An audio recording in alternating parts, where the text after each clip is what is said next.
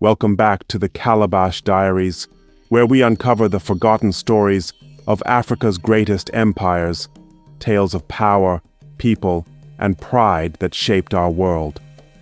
Today, we travel south to the high plateaus and river valleys of what is now Zimbabwe and Mozambique, to a kingdom that rose from the ashes of Great Zimbabwe and built a trade network that stretched across continents, the Mutapa Empire. This was not just an African kingdom, it was an economic titan, a cultural beacon, and a political masterwork. Known to the Portuguese as Mono Motapa, this empire controlled vast goldfields, ivory roots, and trade in copper, salt, and even exotic animal skins.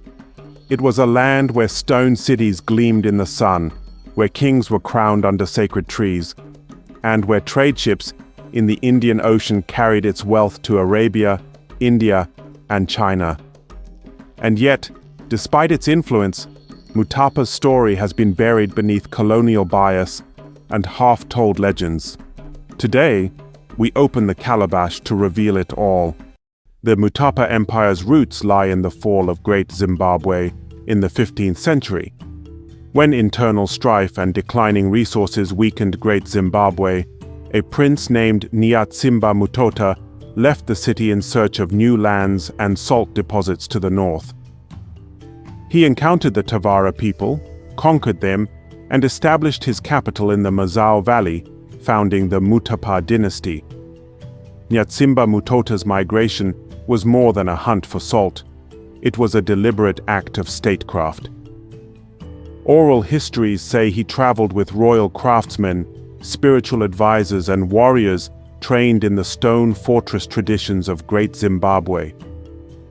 The very word Mutapa means the conqueror or the master pillager, but within the kingdom, it carried a softer meaning, one who gathers the land. Mutota's choice of the Mazao Valley was strategic, rich in salt, fertile for crops, and positioned near rivers that linked to the Zambezi, giving Mutapa access to both inland and coastal trade routes.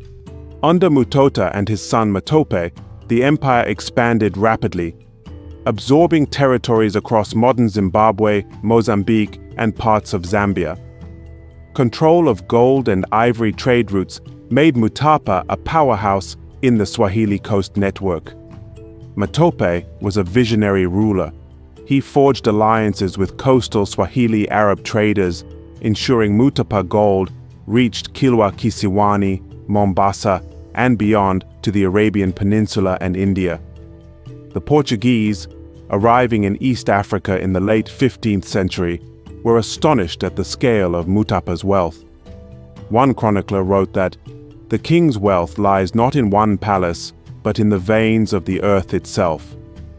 Archaeological finds suggest gold from Mutapa reached Ming Dynasty China, evidence from Chinese porcelain shards in Mutapa royal sites. The Mutapa Empire was deeply spiritual. Kings were seen as semi-divine figures, mediators between the people and the ancestors. Religious ceremonies took place in sacred forests and hilltops, with spirit mediums playing a central role in governance. The king, or Mwene Mutapa, was crowned only after a ritual cleansing at a sacred spring, followed by a seclusion period where he was instructed in state secrets. Spirit mediums known as Svikiro had the power to veto political decisions if they felt the ancestors disapproved. Rainmaking ceremonies, vital for agriculture, were led by royal-appointed priests, and failure to produce rain was seen as a sign of a ruler's waning legitimacy.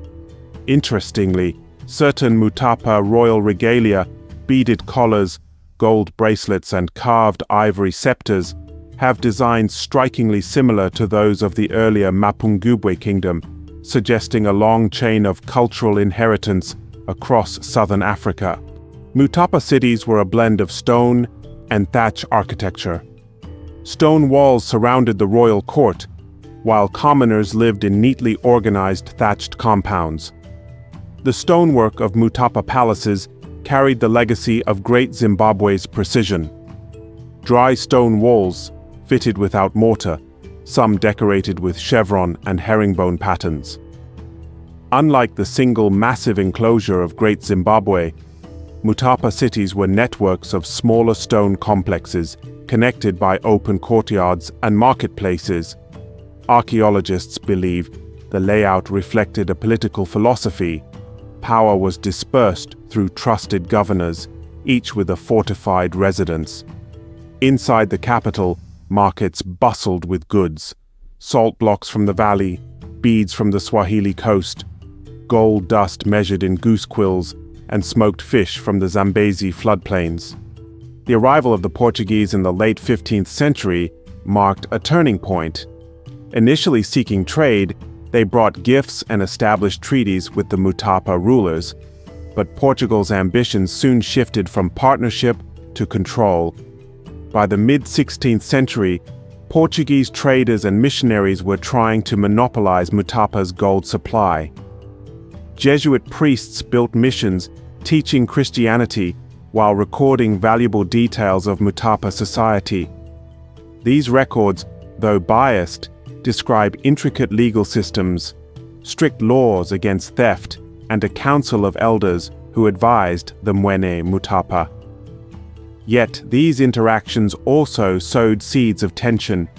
Portuguese mercenaries occasionally involved themselves in Mutapa succession disputes, backing candidates who favored their interests. At its height in the late 16th century, the Mutapa Empire controlled territory stretching from the Indian Ocean to the interior highlands, commanding respect from neighboring states. Mutapa's armies, armed with iron-tipped spears, bows, and later muskets acquired through trade, were disciplined and well-organized. Royal emissaries carried carved ivory staffs as symbols of authority when negotiating with vassal chiefs. The empire's economic system was sophisticated. Tribute in gold, ivory, and grain flowed to the capital, while surplus goods were redistributed during public festivals. One rare oral tradition says the Mwene Mutapa would personally walk among his people during the First Fruits Festival, blessing the harvest and handing out gold beads to children, a symbolic act of wealth sharing. Internal rivalries, Portuguese interference, and shifting trade routes weakened the empire by the 17th century. Successive rulers struggled to control distant provinces, leading to rebellions. The Portuguese exploited these divisions, sometimes installing puppet rulers. Meanwhile, new trade centers emerged along the Zambezi controlled by rival states like the Rosvi Empire, cutting Mutapa off from key markets. Oral accounts mention a devastating drought in the mid-1600s that further eroded the king's authority. When rain rituals failed, many subjects saw it as a sign that the ancestors had withdrawn their favor. By the early 18th century, the Mutapa Empire had fractured into smaller states. Portuguese control over coastal trade and Rosvi dominance inland sealed its fate.